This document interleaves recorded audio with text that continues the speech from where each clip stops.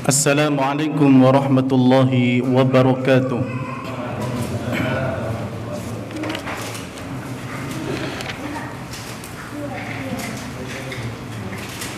Alhamdulillahi rabbil alamin. Wassalatu wassalamu ala ashrafil anbiya'i wal mursalin wa ala alihi wa ashabihi wa man tabi'ahum bi ihsanin ila yaumiddin wa sallama tasliman katsira, amma ba'du. Jamaah kaum muslimin wal muslimat rahimani wa rahimakumullah. Alhamdulillah, segala puji hanya milik Allah tabaraka wa ta'ala yang masih terus memberikan banyak kesempatan kepada kita untuk bisa beribadah kepadanya. Salah satunya adalah dengan kita mempelajari kehidupan Nabi kita yang mulia, Nabi Muhammad sallallahu alaihi wa ala alihi wasallam beserta para sahabat-sahabatnya. Dan kesempatan untuk bisa belajar tentang kehidupan beliau adalah kesempatan yang baik, yang mana para ulama juga memberikan perhatian yang besar terhadap kajian As-Sirah An-Nabawiyah. Salawat serta salam semoga tercurahkan kepada suri tauladan kita Nabi Muhammad sallallahu alaihi wa ala alihi wasallam, kepada keluarga beliau, kepada para sahabat beliau, dan juga kepada kaum muslimin yang mengikuti jejak sunnah beliau hingga nanti di yaumul qiyamah. Ma'asyiral kaum muslimin wal muslimat rahimani wa rahimakumullah.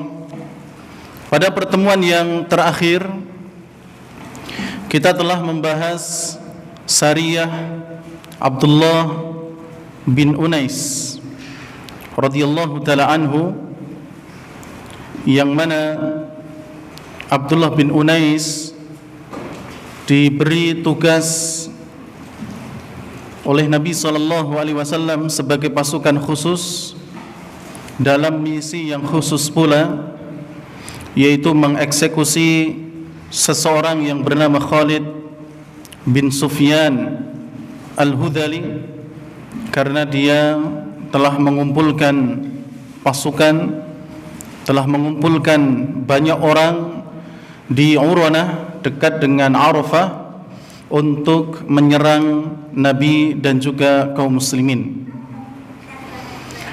Oleh karena itu, jamaah yang dirahmati oleh Allah, berangkatlah Abdullah bin Unais, lalu sebagaimana yang diinstruksikan oleh Nabi SAW, dia pun menghabisi Khalid bin Sufyan Al-Hudhali, yang pada asalnya beliau tidak tahu siapa Khalid bin Sufyan Al-Hudhali, ya, hanya berbekal dengan ciri-ciri yang diberikan oleh Nabi, maka misi ini pun diselesaikan dengan baik oleh Abdullah bin Unais. Dan ini menunjukkan akan kecerdasan Abdullah bin Unais dalam melihat situasi dan juga sebagai pasukan khusus dalam misi yang khusus pula. Maka setelah kejadian itu pulanglah Abdullah bin Unais, lalu kemudian diberi hadiah oleh Nabi SAW berupa sebuah tongkat, yang mana Nabi SAW mengatakan, hadhihi ayatun baini wa bainaka yaumal qiyamah. Wahai Abdullah bin Unais, tongkat ini adalah tongkat yang nanti akan menjadi saksi antara aku dengan dirimu pada hari kiamat. Jamaah yang dirahmati oleh Allah, di kesempatan yang lalu juga kita sampaikan bahwa Sariyatu Abdullah bin Unais juga memiliki hubungan dengan Sariyatul Raji', yang insyaallah malam ini akan kita bahas. Ya, Sariyatu Abdullah bin Unais masih ada hubungan dengan Sariyatul Raji yang malam ini akan kita sampaikan kisahnya. Kenapa masih ada hubungan? Karena jamaah yang dirahmati oleh Allah, setelah orang-orang tahu bahwa Khalid bin Sufyan Al-Hudhali telah dieksekusi, dan mereka pasti akan menuduh itu adalah bagian dari umatnya Muhammad, mereka akan mengancungkan telunjuk mereka kepada kaum muslimin, maka mereka pun ingin membalaskan dendam atas kematian Khalid bin Sufyan Al-Hudhali. Ya, jadi pasukannya mereka ingin balas dendam. Namun jamaah yang dirahmati oleh Allah, balas dendamnya mereka bukan dengan balas dendam yang fair. Misalnya dengan menyerang mereka terang-terangan. Ya, tapi dengan cara licik. Ya, dengan cara licik, sehingga mereka akan melakukan perkara-perkara yang licik untuk menjatuhkan kaum muslimin. Ya, untuk menyerang kaum muslimin mereka menggunakan cara-cara licik. Ya, tidak secara terang-terangan. Mereka menggunakan tipu daya dan selainnya. Oleh karena itu, salah satu yang mereka lakukan adalah terjadinya pembunuhan 7 atau 10 sahabat di daerah yang namanya Ar-Raji. Ya, oleh karena itu, karena Ar-Raji ini bukan nama orang, sehingga kita tidak membahas biografi tentang hal itu, sebagaimana Sariyah Abdullah bin Unais atau Sariyah Abu Salamah. Jamaah yang dirahmati oleh Allah tabaraka wa taala, oleh karena itu, wa fi syahri Safar fi nafsis sanah, di tahun yang sama dari kejadian Sariyah Abdullah bin Unais, yaitu tahun yang keempat, di bulan yang sama, di tahun yang sama, di bulan Safar.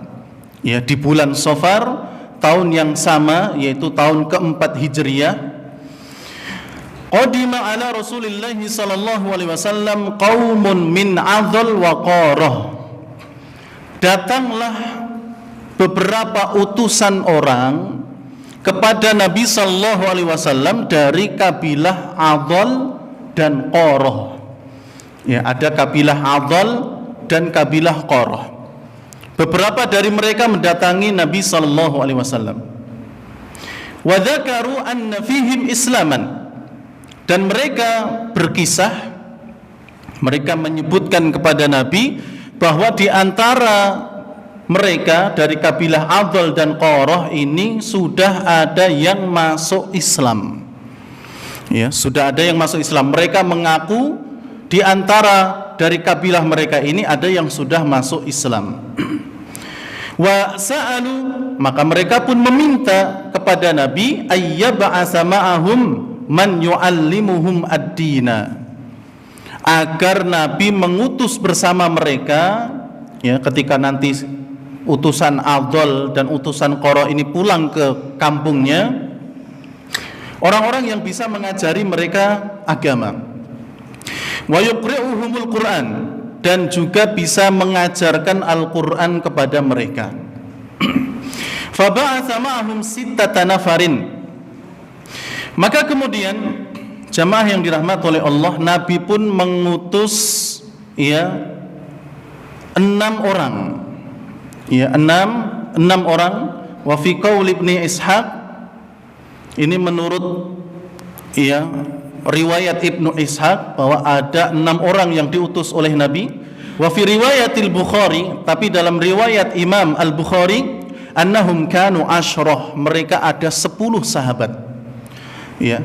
Wa ammaru alaihim Marsad bin Abi Marsad Al-Ghanawi, dan dalam rombongan sahabat ini yang jumlahnya 10 orang, kita ambil riwayatnya Imam Bukhari, dijadikanlah pemimpin itu, pemimpin dari rombongan sahabat ini seorang sahabat bernama Marsad bin Abi Marsad Al-Ghanawi. Ini menurut riwayat Ibnu Ishaq. Ya, menurut riwayat Ibnu Ishaq yang memimpin rombongan sahabat yang jumlahnya 10 ini namanya Marsad bin Abi Marsad Al-Ghanawi. Adapun riwayat Bukhari menyebutkan bahwa yang memimpin rombongan ini adalah Asim bin Sabit. Ya, namanya Asim bin Sabit. Fadhahabu ma'hum. Singkat cerita, rombongan sahabat yang berjumlah 10 ini, ya, mereka berangkat pergi. Dipimpin oleh Asim bin Sabit. Ya, kita ambil sekali lagi riwayatnya Al-Imam Bukhari rahimahullah. Falamma kanu birroji', tatkala rombongan ini bersama beberapa orang dari kabilah Adol dan Qoroh sampai di daerah yang bernama Ar-Roji', ya, daerah yang bernama Ar-Roji', wa huwa ma'un li Hudzail binahiyatil Hijaz baina Rabiq wa Juddah. Ya, daerah Roji' ini terletak, ya, atau daerah yang di situ ada mata air miliknya Bani Hudzail, ya, milik dari kabilah Hudzail yang terletak antara, ya, Rabiq dan Juddah. Ya, Rabiq ada satu daerah namanya Rabiq dan juga Jeddah. Ya, sekitar sana berhentilah mereka sampai di sana. Istasrahu alaihim hayyan min Hudzail yuqalu lahum Banu Lihyan. Maka orang-orang yang dari Adol, kabilah Adol dan kabilah Qoroh, mereka bekerja sama dengan salah satu, ya, kabilah di sana, masih saudara dengan Hudzail, yaitu Bani Lihyan. Ya, ada juga yang mengatakan Lahyan, ya, Bani Lihyan. Fa tabi'uhum biqaribin min mi'ati ramin. Kerjasama mereka adalah mengutus sekitar 100 pemanah. Ya, jadi dari Bani Lihyan ini mereka membawa 100 pasukan pemanah, ya, untuk membuntuti, ya, untuk mengikuti jejak sahabat-sahabat ini. Ya, dan ini sudah kong kali kong, ya, antara Bani Lihyan ini dengan kabilah Qoroh dan Adol. Ya, jadi ini jebakan. Ya, ini jebakan. Berita di antara mereka ada yang masuk Islam, ini bohong. Ya, tapi Nabi saat itu percaya mereka dan tidak juga turun wahyu, ya, kepada Nabi pemberitahuan dari Allah bahwa mereka berbohong. Ya, tapi ini tentu ada hikmahnya sehingga Nabi pun mengutus. Ya, dan ini adalah jebakan. Ya, jadi ada 100, ya, pasukan pemanah yang siap menyerang mereka. Waqtasu atharahum hatta laqihuhum. Mereka menyusul jejak-jejak mereka, ya, yang para pemanah ini menyusul jejak-jejak para sahabat sampailah mereka bisa menemui, ya, anggota atau kelompok para sahabat tersebut. Fa ahatu bihim, mereka pun mengepungnya. Ya, 10 sahabat, ya, kemudian dikepung oleh 100 pasukan pemanah. Adapun yang dari Adol dan juga dari kabilah Qoroh, ya, mereka bergabung dengan 100 orang itu atau mereka bersembunyi pura-pura tidak tahu. Ya, tapi sahabat ini sudah dikepung, ya, sudah dikepung. Wa kanu qad laja'u ilal fadfad. Dan saat itu para sahabat jumlahnya 10 melawan 100 lebih. Andaikan, ya, utusan dari Adol dan Qoroh ini ikut juga bergabung bersama pasukan pemanah itu, ya, maka mereka sudah sempat ingin menyelamatkan diri, ya, yaitu mereka naik ke atas tempat yang paling tinggi, ya, di tempat yang paling tinggi. Lalu kemudian setelah mereka berada di tempat yang tinggi, 10 sahabat ini, maka para pemanah mereka tidak bisa menyerang dari bawah, ya, karena saat itu masih panah, ya, bukan tembak atau mungkin roket yang mungkin dari bawah ke atas pun mungkin bisa. Tapi saat itu panah, jika memang orang-orang yang dilawan itu ada di atas, ada kemungkinan selamatnya. Ya, berbeda dengan ketika yang dipanah itu, para pemanah itu di atas, sedangkan yang diserang yang di bawah. Ya, kalau ini dibalik, maka saat itu ada kemungkinan besar mereka bisa selamat. Namun orang-orang yang menyerang tadi, mereka berkata, lakumul ahdu wal mitsaq, kami berjanji kepada kalian, in nazaltum ilaina alla naqtula minkum rajulan, kalau kalian mau turun, kami tidak akan membunuh seorang pun dari kalian. Ya, kami berjanji, ya, pegang janji kami, kalau kalian mau turun, kami tidak akan membunuh seorang pun dari kalian.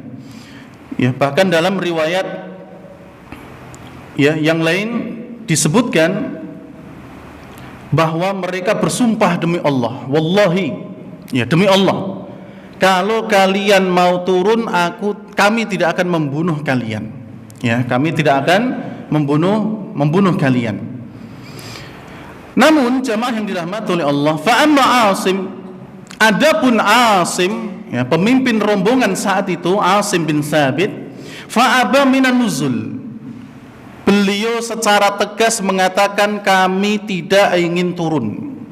Ya, karena yang berhak untuk berkata saat itu bukan anggota rombongan tapi ketuanya, yaitu Asim bin Thabit, kami tidak akan turun.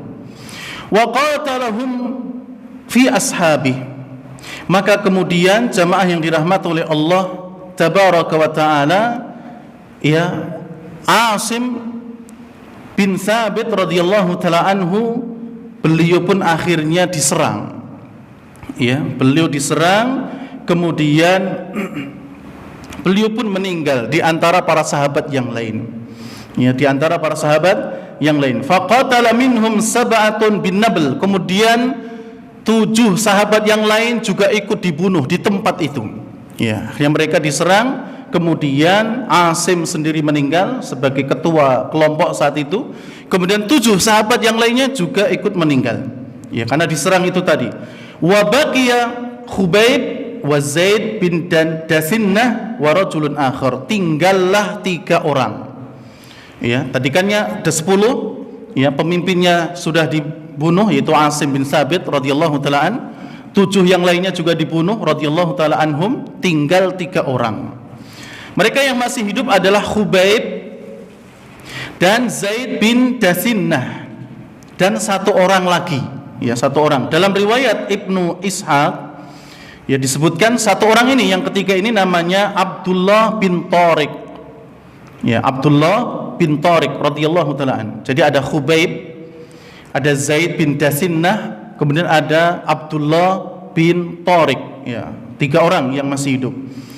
Dalam riwayat disebutkan, ya, kenapa Khubayb dan Zaid ini selamat saat itu, karena keduanya, ya, mereka sedang mengembala kambing.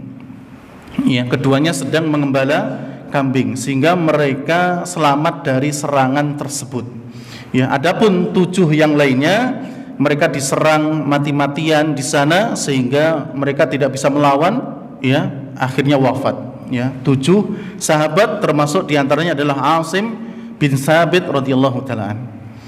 Maka kemudian, ya, karena 3 orang ini masih hidup, para tentara pemanah itu pun kembali memberikan janji mereka, kalau kalian mau menyerah, kami tidak akan membunuh salah seorang pun di antara kalian. Fanazalu ilaihim, maka turunlah mereka 3 orang ini. Ya, mereka menuruti, ya, percaya dengan janji itu, akhirnya mereka turun. Ya. Walakinnahum ghadaru bihim, tapi para pasukan pemanah ini berkhianat. Ya, sekali lagi ini juga jebakan, ya, kalian turun, tidak akan kami bunuh, ini adalah jebakan. Ya, mereka berkhianat. Warabatuhum, mereka mengikat 3 sahabat ini dengan tali yang sangat kuat, dengan belenggu yang sangat kuat, sebagaimana mereka membelenggu para tawanan. Faqala ar-rajulu tsalis, maka orang yang ketiga berkata, yakni Abdullah bin Tariq, mengatakan, hada awwalul ghadar, ini adalah pengkhianatan pertama kali yang terjadi. Wa aba ayushibahum, ya, orang yang ketiga ini pun tidak mau, ya, menuruti kemauan para prajurit ini, para pemanah ini, Ya, dia selalu bangkang, enggak mau nurutin dan seterusnya. Akhirnya ya faqatalu. Mereka pun juga mengeksekusi orang yang ketiga ini, yaitu Abdullah bin Tariq dalam riwayat Ibnu Ishaq. Akhirnya Abdullah bin Tariq juga wafat. Ya, Abdullah bin Tariq juga wafat karena dia tidak mau mengikuti kemauan ya yang menyandra mereka. Wantalaku bi Khubayb wa Zaid faba'uhuma bi Makkah. Oleh karena itu, ya, para pasukan pemanah ini akhirnya pun membawa Khubayb dan juga Zaid, kemudian keduanya dijual di kota Mekah. Ya, dijual, dibeli oleh orang-orang yang ada di sana. Wa kana qatala min ru'usihim yauma Badrin. Dan perlu kita ketahui bahwa ya Khubayb dan juga Zaid ini termasuk pahlawan di perang Badar. Ya, mereka berdua ini dua orang dari pasukan kaum muslimin yang berhasil menumbangkan pemuka-pemuka Quraisy ya di perang Badar. Fa amma Khubayb fa makatha indahum masjunan. Adapun Khubayb ya, Khubayb ketika sudah dibeli oleh orang Mekah, dia dikurung ya, dipenjara dalam suatu tempat. Kemudian yang membeli mereka ajma'u ala qatlih, bersepakat untuk mengeksekusinya. Ya, jadi dibeli bukan untuk dijadikan budak, tapi disepakati oleh mereka untuk dieksekusi. Fa kharaju bihi minal haram ila Tan'im. Maka yang membeli Khubayb ini pun membawa Khubayb keluar dari tanah haram, yaitu di daerah Tan'im. Ya, daerah Tan'im, kalau yang pernah umroh, dan biasanya ada umroh 2 kali misalnya, kalau sudah sampai di Mekah, kalau ingin umroh lagi, misalnya umroh badal atau bagaimana, terkadang mereka dibawa ke daerah Tan'im. Di sana ada Masjid Aisyah namanya. Ya, karena dahulu Nabi pernah memerintahkan Aisyah untuk umroh atau berihram dari daerah namanya Tan'im. Maka kemudian didirikan masjid besar ya, di sana dinamai dengan Masjid Aisyah. Ya, dan itu adalah jarak ihram terdekat. Ya, karena masih ada daerah namanya Ji'ronah. Ya, yang orang Mekah yang sudah di dalam bisa keluar dulu ihram, kemudian pakai pakaian ihram masuk ke ya Mekah untuk tawaf, sa'i dan seterusnya. Ya, ada juga yang daerah namanya Hudaybiyah. Ya, daerah namanya Hudaybiyah. Ya. Maka yang Tan'im ini biasanya ya ini adalah jarak yang paling dekat. Ya, makanya banyak orang-orang yang umroh ingin umroh lagi, maksudnya badalkan orang lain misalnya, maka mereka biasanya dibawa ke daerah Tan'im untuk ihram. Ya, pakai pakaian ihram dan seterusnya untuk bertalbiyah dan seterusnya dari ibadah-ibadah umroh. Ya, daerah Tan'im. Maka dibawalah keluar. Ya, dibawalah keluar ke daerah Tan'im Khubayb ini. Falamma ajma'u ala salbi, tatkala Khubayb ya ingin disalib, ya saat itu ingin dibunuh tapi dengan cara disalib, ya karena pembelinya sudah sepakat ya bahwa cara membunuhnya adalah dengan cara disalib, yang tentu nanti kemudian ditombak ya atau dipanah dan seterusnya, tapi disalib terlebih dahulu. Maka Khubayb ini berkata kepada mereka, da'uni hatta arka'a rak'atain. Izinkan aku, kata Khubayb radhiyallahu ta'ala, untuk sholat 2 rakaat terlebih dahulu. Sebelum kalian mengeksekusi aku ingin sholat 2 rakaat terlebih dahulu. Fatarakuhu, maka mereka pun sepakat ya mengizinkan Khubayb untuk sholat 2 rakaat. Fasallahuma, maka Khubayb pun sholat 2 rakaat, kemudian setelah selesai beliau salam. Falamma sallama qal, dan ketika Khubayb selesai sholat kemudian salam, beliau berkata pada dirinya, wallahi, demi Allah, laula an taqulu inna bi jaz'un, demi Allah, seandainya mereka tidak mengatakan bahwasanya aku ini sedang ketakutan, lazidtu, maka pasti aku akan tambah rakaat itu. Ya, jadi mereka mengira sholat ini dilakukan karena Khubayb ini takut. Ya, minimal dia pengen minta keringanan hukuman sebelum mati, biar menghirup udara dulu, dia pura-pura sholat. Ya, dia ini ketakutan makanya sholat. Maka Khubayb mengatakan, demi Allah, andai kan mereka tidak mengatakan itu, saya akan tambah. Ya, rakaatnya enggak cuma 2 rakaat, saya akan tambah yang banyak. Summa qala, kemudian Khubayb berdoa kepada Allah, Allahumma ahsihim adada. Ya Allah, hitunglah jumlah mereka. Ya, bukan berarti Khubayb menyatakan Allah tidak tahu mereka jumlahnya berapa. Ya, tapi ini untuk meneguhkan dirinya. Ya Allah, hitung mereka, kenali mereka, siapa saja mereka. Waqtulhum badada, ya, hancurkan mereka satu persatu. Ya, hancurkan mereka satu persatu. Wala tubqi minhum ahada, dan jangan sisakan seorang pun dari mereka. Kemudian beliau mengucapkan syair yang panjang.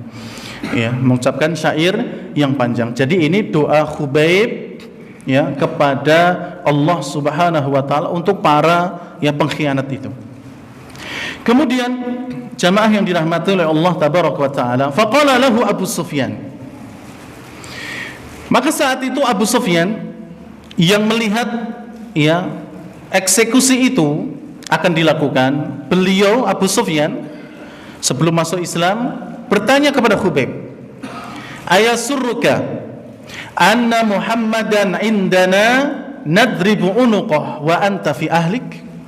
Wahai Khubayb, kamu mau enggak, kamu seneng enggak kalau Nabi berada di posisi kamu sekarang, kemudian kami akan penggal lehernya, sedangkan kamu enak-enak di sisi keluargamu. Ya, jadi yang di posisi sini itu Nabimu Muhammad. Ya, kami akan eksekusi dia, kami akan penggal kepalanya, sedangkan kamu bebas tapi berada di, ya, keluargamu.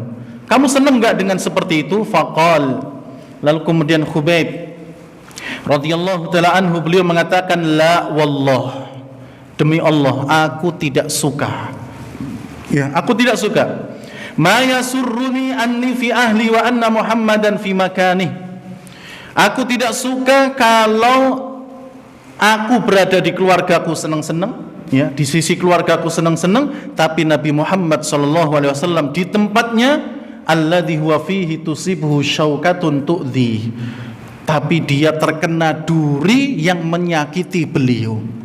Ya, jangankan dipenggal kepalanya, ya, beliau terkena duri, sedangkan aku enak-enakan berada di rumah. Aku tidak suka kondisi seperti ini. Aku mending menggantikan Nabi terkena duri atau bahkan sampai dipenggal kepalaku, tapi Nabi tetap masih hidup.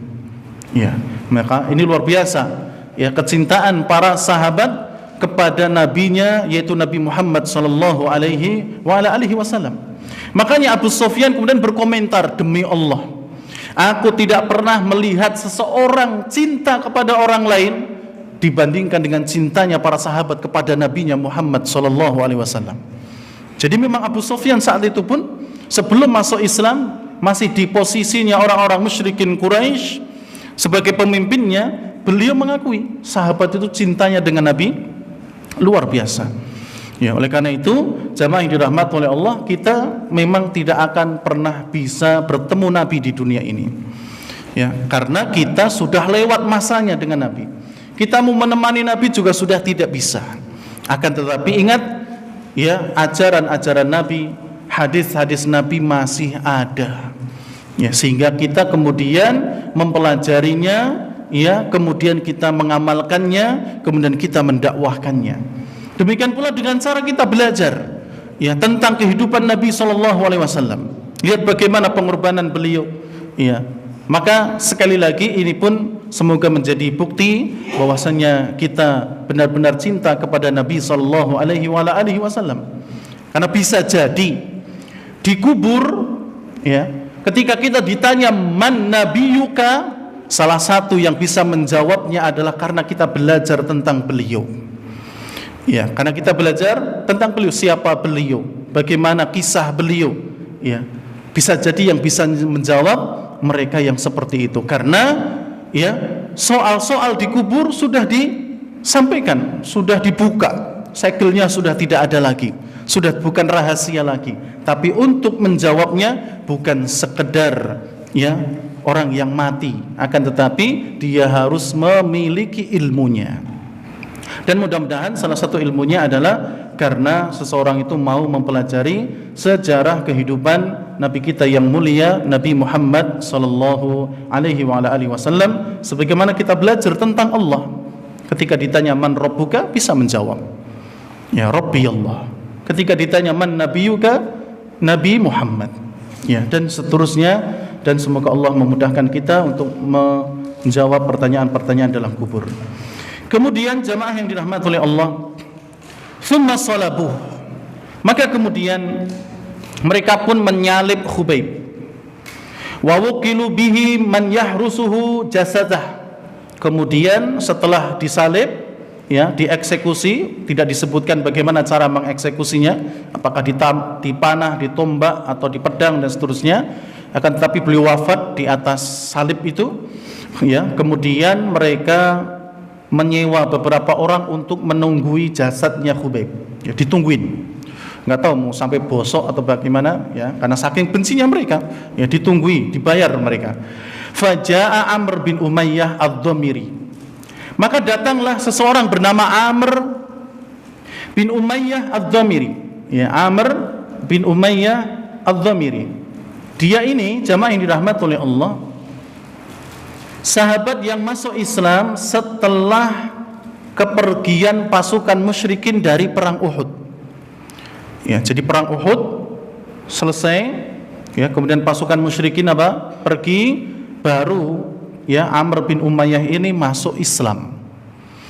Dan dalam riwayat disebutkan nanti di peristiwa Bi'rul Ma'unah, ya, Bi'r Ma'unah, setelah ini nanti kita akan membahas Bi'r Ma'unah, ya, di situ juga nanti akan ada para sahabat yang wafat, ya, karena juga kelicikan para musuh, ya. Dia satu-satunya orang yang selamat kalau tidak salah, ya. Kita nanti coba lihat lagi, ya, Amr bin Umayyah ad-Dhamiri. Jadi dia yang satu-satunya orang yang selamat dari peristiwa Bi'rul Ma'unah. Sedangkan yang lainnya para sahabat mereka wafat.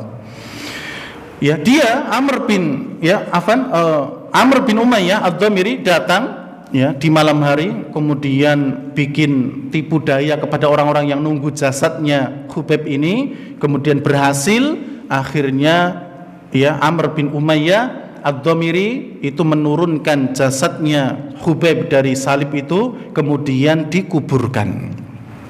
Ya, kemudian dikuburkan. Wa kana alladhi tawalla qatla Khubayb huwa Uqbah bin Al-Harits. Dan yang mengeksekusi Khubayb di salib itu seseorang bernama Uqbah bin Al-Harits. Ya, seseorang bernama Uqbah bin Al-Harits. Wa kana Khubayb, dan Khubayb radhiyallahu ta'ala an qatala abahu Harisan yauma Badrin. Dialah yang membunuh, ya, Al-Harits, bapaknya Uqbah, di perang Badar.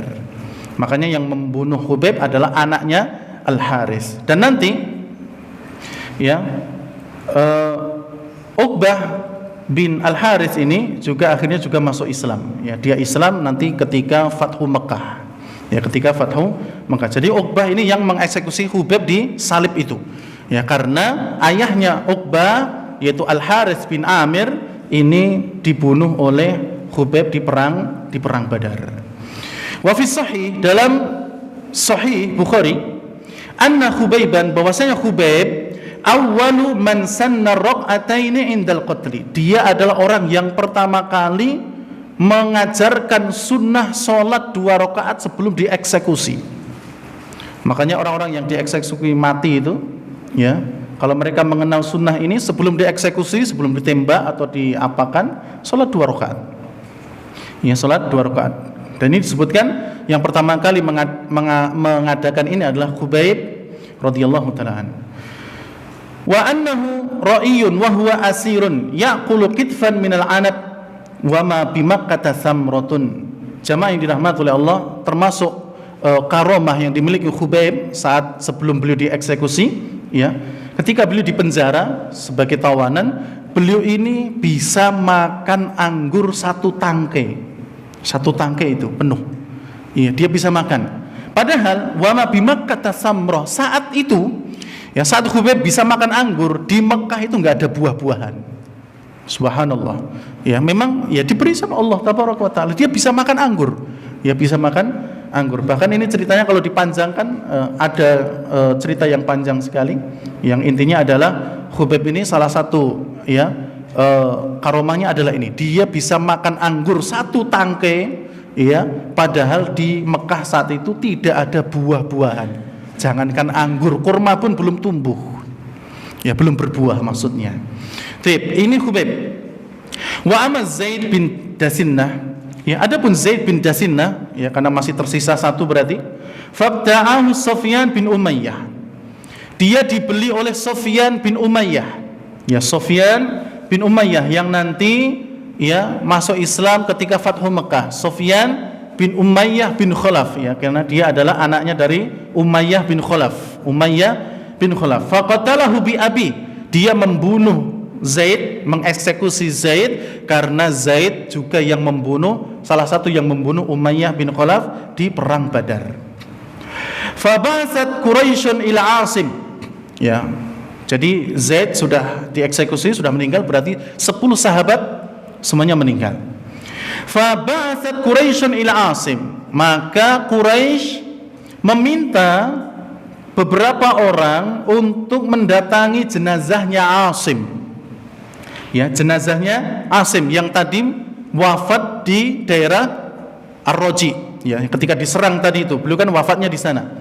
Maka orang-orang Quraisy ingin ya mendatangi jenazahnya Asim. Liyu'tu bi syai'in min jasadihi ya'rifunah. Dia ingin, mereka orang-orang Quraisy ini ingin bagian dari tubuhnya dibawa. Ya, maksudnya ingin dimutilasi. Ya, bagian tubuh yang kira-kira bisa dikenali. Kira-kira mana yang bisa dikenali? Jasad orang itu bisa dikenali dari mana biasanya? Ya, kepala. Ini tangannya tok, tangannya sopo kan bisa jadi. Tapi kalau kepala sudah kelihatan. Maka yang dimaksud orang Quraisy mendatangkan salah satu jasad dari Asim agar mereka mengenali benar-benar nggak yang mati itu Asim, yaitu kepalanya. Ya, berarti kepalanya ingin ingin diputus. Wa kana Asim qatala adiman min udamaihim yauma Badrin, dan Asim juga termasuk pahlawan di perang Badar karena beliau juga yang banyak menumbangkan pemuka-pemuka Quraisy.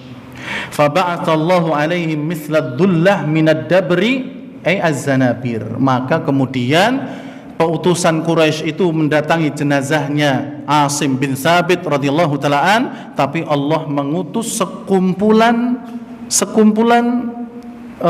lebah. Ya, jadi sekumpulan lebah ini mengerumuni jasadnya Asim bin Tsabit, sehingga utusan dari Quraisy tidak mampu untuk mengambil sedikit pun dari tubuhnya Asim. Dan ini yang pernah kita sampaikan, ya, bahwa Asim ini dari suku Aus, ya, dari suku Aus, di mana mereka mengatakan, ya, kami bangga dengan suku kami karena di antara kami ada yang jasadnya dimandikan oleh malaikat. Masih ada yang ingat siapa yang dimandikan oleh malaikat? Alhamdulillah radhiyallahu ta'ala. Kemudian juga di antara kami ada yang satu persaksiannya sebanding dengan 2 orang laki-laki. Iya. 1 orang sebanding persaksiannya dengan 2 orang laki-laki. Beliau adalah Khuzaimah bin Tsabit. Ya, kami juga bangga bahwa di antara kami ada yang meninggal, kemudian arsy Rahman, arsy Allah itu bergetar. Siapa? Sa'ad bin Mu'ad. Ya, ihtazza arsyur Rahman bimauti Sa'd bin Mu'ad. Berguncang arsy-nya Rahman, yaitu arsy-nya Allah, karena wafatnya Sa'ad bin Mu'ad. Kemudian mereka juga mengatakan kami pun bangga karena di antara kami ada yang jasadnya dilindungi oleh lebah. Siapa? Asim bin Tsabit. Maka utusan Quraisy lam yabdiru minhu ala syai', tidak mampu mengambil sedikit pun dari tubuh dan jasadnya Asim. Wa kana Asim atallahu ahdan alla yamassuhu musyrikun wa la yamassuhu musyrikan. Karena dahulu saat hidup Asim ini pernah berjanji tidak ingin menyentuh orang musyrik sedikit pun dan jangan sampai disentuh orang musyrik sedikit pun. Maka kemudian doanya dikabulkan oleh Allah tabaraka wa taala. Saat meninggal pun jasadnya tidak mampu disentuh oleh orang musyrik karena dilindungi oleh lebah yang sangat banyak. Enggak ada yang berani mendekati. Maka kemudian wa kana Umar bin Khattab lamma balaghahu khabaruhu yaqul, ketika mendengar kabar kematian daripada wafatnya Asim bin Thabit, beliau mengatakan yahfadullahul abdal mu'mina ba'da wafatihi kama yahfaduhu fi hayatihi. Asim ini adalah orang yang dijaga oleh Allah tabaraka wa taala ketika masih hidup, ya, atau ketika sudah meninggal sebagaimana beliau dijaga oleh Allah ketika masih hidup. Jadi Asim ini adalah orang yang dijaga oleh Allah setelah kematiannya, setelah wafatnya, sebagaimana Allah menjaga beliau ketika beliau masih masih hidup. Wallahu taala alam bisawab. Jadi ini adalah kisah, ya, Sariyatul Raji, di mana ada 10 sahabat yang meninggal yang saat itu dipimpin oleh Asim bin Thabit radhiyallahu taala anhum, dan insyaallah kita akan masuk pada materi yang berikutnya biidznillah, yaitu kisah tentang Bi'ru Ma'unah, di mana di situ akan lebih banyak lagi sahabat yang menjadi korbannya di waktu yang lain biidznillah subhanahu wa ta'ala. Demikian kurang lebihnya, mohon maaf. Subhanakallahumma rabbana wa bihamdik asyhadu an la ilaha illa anta astaghfiruka wa atubu ilaik. Wassalamualaikum warahmatullahi wabarakatuh.